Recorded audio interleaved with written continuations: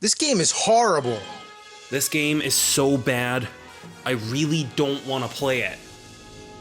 Even though that's not really much of a qualifier. I mean, that's what being a bad game means, that you don't want to play it. It kind of goes without saying, really.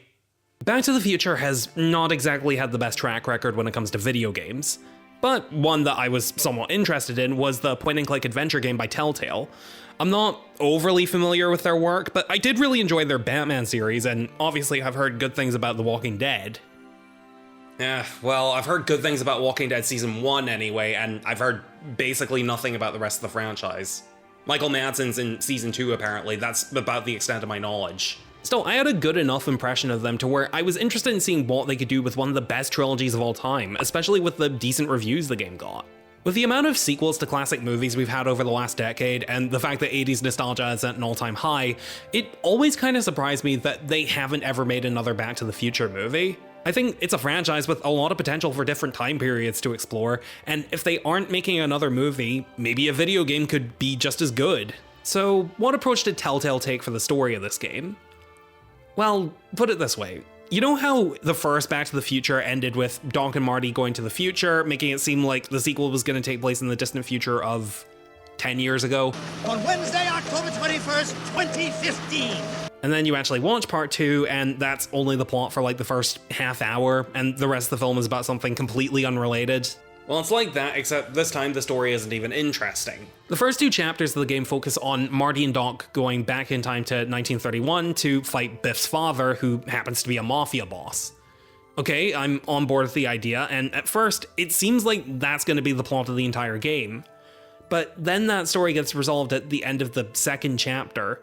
The remainder of the game then focuses on another dystopian present a la Back to the Future Part 2, except instead of Hill Valley being a crime-ridden hellscape ruled over by Biff, it's a police state controlled by Doc Brown and his Karen girlfriend Edna. Not to mention, there's also another dystopian present where the Tanner family are a mob that terrorizes Hill Valley. The Tannen gang's the 5th most dangerous crime family in California. We got connections all over the place. That's a subplot that goes on for a grand total of 5 minutes. And then after the main plot is basically wrapped up, there's another pointless extra climax where Marty and Doc go back to the Old West, and again, that doesn't last all too long and feels completely tacked on at the last minute while I'm just waiting for the game to end. I mean, in terms of scale and stakes, this feels on par with the movies, and a lot of these storylines are good ideas, but it just feels like the game is throwing everything at the wall and seeing what sticks. Very little of which actually does. Biff's dad being a mafia boss is a great idea, but there's nothing to differentiate him from any other mob boss like him. If you didn't tell me he was related to Biff, I would not be able to tell because he barely has a hint of the same dumb jock or terrifying sadist vibes that Biff or any of the other Tannens had. Now why don't you make like a tree and get out of here? They try to make you feel for the harm he's causing by having him abuse Marty's grandfather, Artie McFly, but he's basically just a less interesting version of George from the first movie. He fills the same role in the story of being someone Marty has to teach to stand up for himself, but the game never has him do anything as cathartic or as satisfying as that one moment from the first movie. Doc Brown's police state has hints of being threatening, with his government planning to brainwash Hill Valley, but it's barely something that we get to see in action. Back to the Future Part 2 did a much better job with its dystopian timeline, with drive-by shootings, Marty's own teacher pulling a gun on him, his father dead, and his mother reluctantly married to the man who, in the first movie, tried to take advantage of her. Not to mention, Biff, who's been tormenting his family for decades, is now the most powerful man in the world. Here, it's just presented as a bit stifling. Most of the citizens in Hill Valley don't even seem to mind it, and the corruption is almost entirely in the background, with the characters talking about it rather than us actually seeing it. Plus, if you do want to look at this as essentially the 4th Back to the Future movie, there isn't really a lot of new insight into these characters or this world. The closest we get is Marty meeting a young Doc Brown, who, it turns out, originally didn't have the confidence to be a scientist because he was pressured by his father to go into law. And we in the legal profession are like brick masons building the edifice of the future. Your dad tell you that? Every morning.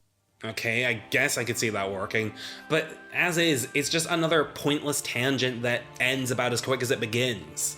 It's talked about a fair amount in the first episode, but then gets dropped for almost the entire game. The only time it comes back is in the final chapter, where Doc's father suddenly decides he wants to be relevant to the plot again. He has this big argument scene with Doc that eventually ends with him deciding to support him.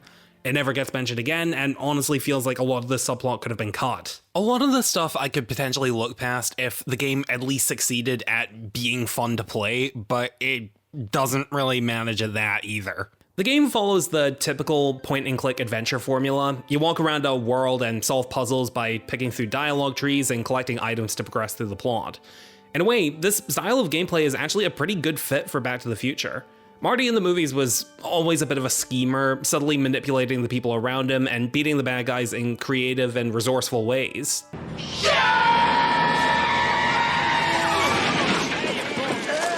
Conceptually, I think it's a great idea. I'm just really not into the execution. The game has a similar problem that a lot of adventure games tend to have, the kind that entire Wikipedia articles are made from. That being that most of the puzzles are some ratio of tedious and obtuse. A few of them are clever and fit the tone of the movies, like this one where Marty has to sneakily conduct an experiment while Doc Brown secretly feeds him directions in the middle of a different conversation. Stop being such a crank! I don't know what's eating you, Father, but I wish you would go on a diet. Or this one where Marty needs to find the password to a club, but when you eavesdrop on other members, the password isn't consistent and you have to find some connection between them. What will you do if I let you inside? Side with the enemy. Where you born? Borneo. But for the vast majority of the playthrough, the game's idea of a puzzle is to put you in a map, sometimes with multiple areas, giving you dozens of interactable objects, items to combine with those objects, and dialogue trees to sift through. There is some internal logic to these puzzles that make them not impossible to figure out based on context, but there's also a lot that drags it down into infuriating territory. With the sheer number of possible combinations of things the player can trigger, it can get really overwhelming trying to figure out where to even begin. A lot of the puzzles involve long strings of actions that the player needs to carry out, and if you do any of them incorrectly or out of order, you have to start over. There are a lot of unskippable cutscenes that play out during these puzzles, and again, if you do something wrong, you're watching the whole thing over. And while I can commend the developers for encouraging the player to use items in not immediately obvious ways, a lot of the time it ventures into the realms of how the hell was I supposed to think of that? Like this one puzzle where you have to get a pill from Biff Tannen who's behind a locked door.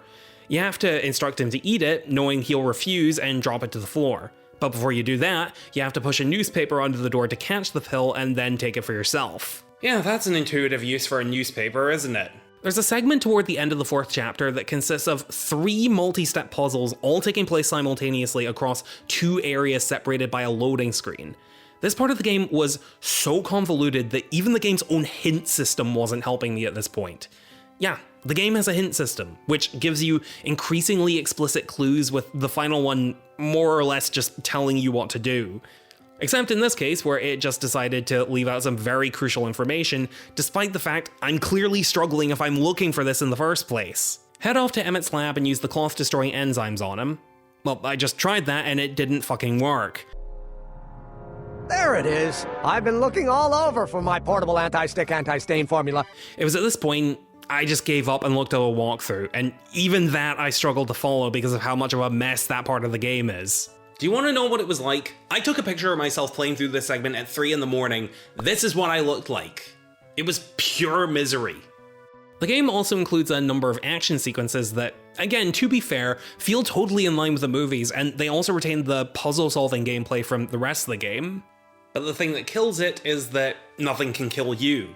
As far as I'm aware, there's no game over screen in this game or anything like that, which sucks any potential tension out of these sequences. What made the action scenes in the movies work was that there was a sense of danger and urgency, not to mention that there was usually some ticking clock element that made them feel a lot more stressful. Damn! In the game though, while you're going through these action scenes and you see Marty getting shot at or hanging off the side of a car, there's no tension because the player knows there's no chance of making a mistake and dying, and there's no urgency because you have infinite time to set things right. These sequences are less of a change of pace for the gameplay, and really just the exact same gameplay coupled with a tone that doesn't suit it at all. From about the halfway point in the game, it was sheer willpower that kept me going for the sake of this video. I absolutely would not have bothered finishing it if it wasn't for that. Not just because the gameplay is utterly mind-numbing, that's something I could semi-look past if the game at least had a good story. Back to the Future, the game honestly just disappointed me more than anything. As a story, it's just kind of an underdeveloped and scattershot addition to the franchise that just screams wasted potential. As a game, it's a complete slog from start to finish that I really struggled to sit through. My advice, if anyone ever tells you to play this game, tell them to make like a tree and fuck off. Special thanks to my Patreon supporters Heather Reed, Moon Goddesses, The Hen Rolled, Chris Spicer, Jacob K, Wasp Sen, Andrew Taylor, and Deceiver of Gods. Thank you so much for the support. If you'd like to see your name in the credits, along with early access to scripts and videos, as well as exclusive unused video thumbnails, or if you'd just like to chat with me, consider supporting me on Patreon for just $1.50 a month. The link is in the description.